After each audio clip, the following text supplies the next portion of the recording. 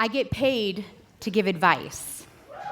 I'm a corporate consultant, a cultural expert, and the CEO of my own company. I work with brands to help them better represent people in their media marketing and advertising. I have been a social entrepreneur for 25 years, which means I have always been my own boss, which means I have always been hustling, because anybody who runs their own business knows it is no joke. But I'm also a writer and a college professor and a speaker and a producer and a storyteller. So I talk to people for a living too. So I get paid to give advice and I talk to people for a living. And yet, if I'm being really honest with you, I didn't want to be here today to do this TED Talk. And it's not because I don't like you. Of course I like you. And it's not because I don't respect this platform. I deeply do. And it's not because I don't have anything to say. I most definitely do. It is just that what has been most in my heart and most on my mind as a cultural expert lately has just felt too big to try to pull into bite-sized pieces and slides for this presentation. In fact, I don't even have any fancy slides for you because I didn't want to come here and present to you. I wanted to come here and relate with you and really see you. So with that, I'm going to ask Mr. D if you don't mind raising these house lights a little bit. Awesome. Hi. There you are. We are living in such a fast-paced world right now with so many images and memes and hashtags and slogans that sometimes I actually really forget what it feels like to have a moment and be in the moment while it's happening, right? Instead of worrying about capturing that moment and then putting it out online later. And I was really worried about how to boil down all of these big life concepts that I'm thinking about as a cultural expert into this perfect little 10-minute speech for you. And perfect is probably the operative word because I am a high-performing, high-functioning perfectionist. And that is the bar of which I set for myself, right? And it's completely unrealistic. So I'm going to say to you right now what my type A ego does not want me to tell you, which is that I kind of feel like a mess. And when I say mess, what I mean by that is it can mean insecure, uncertain, unsure, confused, maybe a whole bunch of other emotions that I just don't have the words to describe. But trust me when I tell you it is like the furthest thing from perfect. And so, of course, my type A ego does not want me to tell you that. In fact, it wants me to pretend that everything is okay. And that's just one lie that my ego tells me. The biggest lie that my ego tells me is that everybody else has their crap together but you. Anybody else feel that way? Raise your hand. How many of you feel like you're somewhat left behind or not where you want to be? Keep your hands up. How many of you look out at the world and compare yourself to somebody else's grades or relationships or career? Oh, there we are. All right. Keep those hands up. Now look around the room. That is totally most of us in here, and it's really normal, and it's really natural, and it happens at all ages and stages of our life, but what we don't make normal is we don't talk about it, right? And I get it, because we are so in this cycle of compare and despair. We scroll endlessly and tirelessly through other people's highlight reels, don't we? We look at all, and they are highlight reels, we look at all these little snippets of somebody else's life. And so that makes my ego's lies sound like a lot of truth because I can prove that everybody else has their crap together, but I don't. Because look at her new car, look at his new baby, look at their new house, look at their vacation photos, and so on, and so on, and so on. And so we live in this cycle of compare and despair. And I worry sometimes that we're so much in a comparison mode that we forget to understand what it is to live our own life because we are spending so much time vicariously living through somebody else's. And we live in a really performative culture right now. We are on all the time, right? I am constantly living my life, recording my life, and sharing my life in real time. I am curating and creating content for an audience that I will never see, like I'm looking at you right now. Right? And all of that comparing and despairing and performing is exhausting. And I'm not even a digital native. You all are way more digitally native than I am, but I wake up and I think about what I'm going to put online and what I'm going to say, and I think like a producer. How am I going to create content, again, for an audience or a person that I'm not even going to look at like I'm looking at you right now? So I get it. We're in compare and despair, and we're in this kind of performative space. And what that does for me personally, when I feel messy or I feel like a mess, is that it doesn't give me what I need. And what I need in moments like this is I need time and I need space. I need time just to really think about everything and feel everything, and I need space to live my life in a way that feels private, that isn't always so Instagrammable.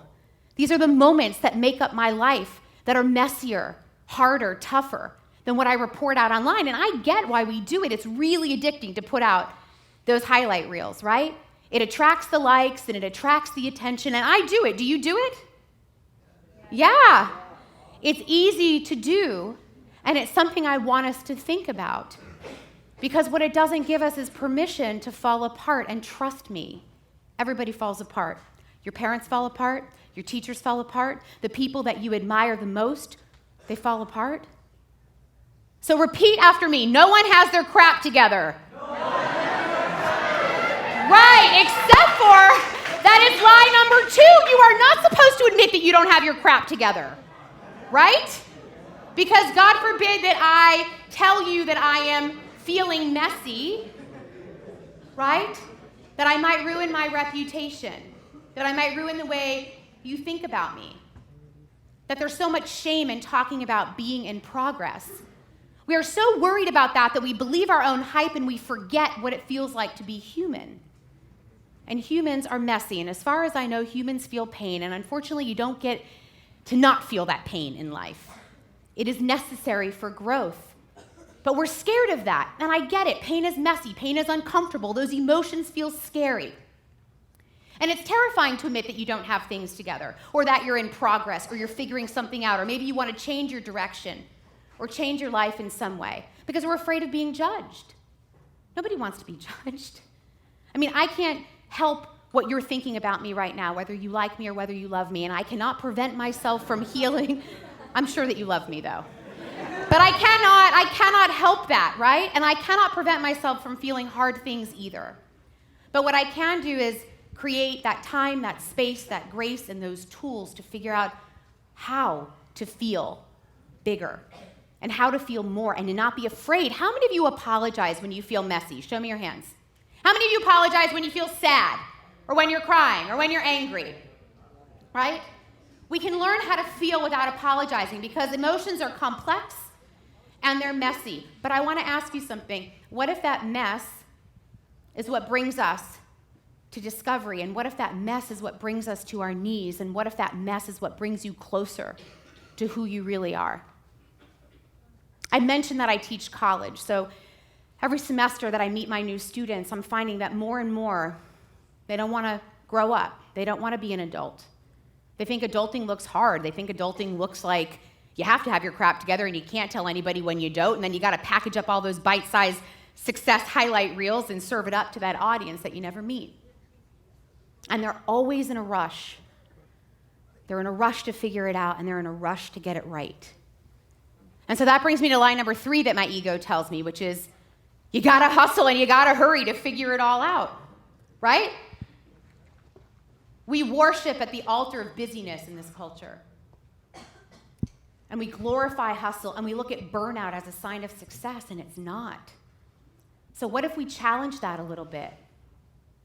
What if we challenge the rush and the urgency, which I know sounds crazy because I said we live in a fast-paced world, right? And I send you an email, and if I don't get an email back right away, something's wrong.